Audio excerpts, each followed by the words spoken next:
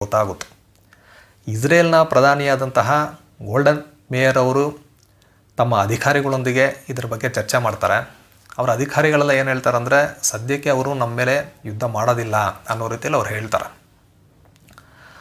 ಈ ರೀತಿಯಂತಹ ಒಂದು ಸಂದರ್ಭದಲ್ಲಿ 1973 ಅಕ್ಟೋಬರ್ 6ನೇ ತಾರೀಕು ಯಹೂದಿಗಳ ಒಂದು ಪವಿತ್ರ ಹಬ್ಬ ಯಾಮ್ ಕಿಪ್ಪೂರ್ ಅಂತ.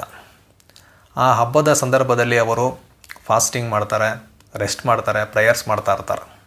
ಅದೇ ರೀತಿ 1973 ಏನಾಯ್ತು ಅಂದರೆ, ಈ ಯಾಮ್ ಕಿಪ್ಪೂರ್ ಹಬ್ಬ ಏನಿದೆ ಅದು ಇಸ್ಲಾಂನ ರಮದಾನ್ ತಿಂಗಳೇನಿದೆ ಆ ಒಂದು ತಿಂಗಳಲ್ಲೇ ಬರುತ್ತೆ. ಅಂದರೆ ಈಗ ಯಹೂದಿಗಳಿಗೂ ಅವರು ಫಾಸ್ಟಿಂಗ್ ಪ್ರೇಯರ್ ಎಲ್ಲ ಮಾಡ್ತಾ ಇದ್ದಾರೆ, ಇಸ್ಲಾಂ ರಾಷ್ಟ್ರಗಳಲ್ಲೂ ಫಾಸ್ಟಿಂಗ್ ಪ್ರೇಯರ್ ಎಲ್ಲ ಮಾಡ್ತಾ ಇರ್ತಾರೆ. ಇಂತಹ ಒಂದು ಸಂದರ್ಭದಲ್ಲಿ ಈ ಯುದ್ಧ ನಡೆಯುತ್ತೆ ಅನ್ನೋ ಒಂದು ಆತಂಕ ಇರುತ್ತೆ. ಆದರೆ ಯಾವಾಗ ನಡೆಯುತ್ತೆ ಅನ್ನೋದು ಒಂದು ಪ್ರಶ್ನೆ ಆಗಿರುತ್ತೆ. ಅಕ್ಟೋಬರ್ 6ನೇ ತಾರೀಕು ಇನ್ನೇನು ಯುದ್ಧಕ್ಕೆ ಒಂದು 6 ಗಂಟೆಗಳಿದೆ.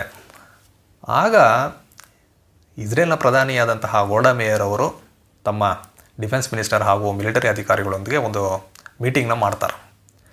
ಆ ಮೀಟಿಂಗಲ್ಲಿ ಅವರು ಕೇಳ್ತಾರೆ, ಇವರು ಅಟ್ಯಾಕ್ ಮಾಡ್ತಾರೆ ಅಂತ ಅನಿಸುತ್ತೆ ಅಂತ ಕೇಳಿದಾಗ ಆ ಅಧಿಕಾರಿಗಳೆಲ್ಲ ಏನು ಹೇಳ್ತಾರೆ ಅಂದರೆ, ಈಗ ಅವರು ಅಟ್ಯಾಕ್ ಮಾಡೋದು ಡೌಟು, ಒಂದು ವೇಳೆ ಅವರು ಅಟ್ಯಾಕ್ ಮಾಡಿದ್ರೆ ನಮಗೆ 48 ಗಂಟೆಗಳ ಮುಂಚೆನೇ ಗೊತ್ತಾಗುತ್ತೆ, ಆಗ ನಾವು ಒಂದು ಪ್ರಿಎಂಪ್ಟಿವ್ ಅಟ್ಯಾಕ್ ಮಾಡೋಣ ಅನ್ನೋ ರೀತಿಯಲ್ಲಿ ಅವ್ರು ಹೇಳ್ತಾರೆ.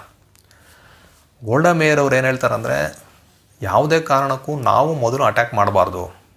ಯಾಕಂದರೆ ಅಮೇರಿಕಾದವರು ಇವರಿಗೆ ಹೇಳಿರ್ತಾರೆ, ನೀವು ಯಾವುದೇ ಕಾರಣಕ್ಕೂ ಮೊದಲು ಅಟ್ಯಾಕ್ ಮಾಡಬೇಡಿ, ಆ ರೀತಿ ಮಾಡಿದ್ರೆ ನೀವು ಯುದ್ಧ ಶುರು ಮಾಡಿದ್ರಿ ಅಂತ ನಿಮ್ಮ ಮೇಲೆ ಅಪವಾದ ಬರುತ್ತೆ, ಅದರಿಂದ ನೀವು ಮಾಡಬೇಡಿ ಅಂತ ಹೇಳಿರ್ತಾರೆ. ಅದಕ್ಕೆ ಇವರು ಆ ನಿರ್ಧಾರವನ್ನು ತಗೊಳ್ತಾರೆ. ಈ ರೀತಿ ಅಕ್ಟೋಬರ್ 6ನೇ ತಾರೀಕು ಜನರೆಲ್ಲ ಯಾಮ್ ಕಿಪ್ಪೂರ್ ಹಬ್ಬದಲ್ಲಿ ನಿರತರಾಗಿದ್ದಾಗ ಈಜಿಪ್ಟ್ ಹಾಗೂ ಸಿರಿಯಾ ಏನು ಮಾಡ್ತಾರೆ ಅಂದರೆ, ಇಸ್ರೇಲ್ ಮೇಲೆ ದಾಳಿ ಮಾಡ್ತಾರೆ. ಇದನ್ನು ಇಸ್ರೇಲ್ ಅವರು ಎಕ್ಸ್ಪೆಕ್ಟ್ ಮಾಡಿರೋದಿಲ್ಲ, ಎಲ್ಲ ಹಬ್ಬ ಮಾಡ್ತಾ ಇರ್ತಾರೆ ಅವರು. ಈ ಒಂದು ಸಡನ್ ಅಟ್ಯಾಕ್ ಏನಿದೆ ಇದರಿಂದ ಇಸ್ರೇಲ್ ತತ್ತರಿಸ್ತಾರೆ. ಸುಲಭವಾಗಿ ಸಿನಾಯ್ ಪರ್ಯಾಯ ದ್ವೀಪ ಹಾಗೂ ಈ ಗೋಲಾನ್ ದಿಬ್ಬಗಳು ಇವನ್ನೆಲ್ಲ ಈಜಿಪ್ಟ್ ಮತ್ತು ಸಿರಿಯಾ ಗೆದ್ಕೊಳ್ತಾರೆ.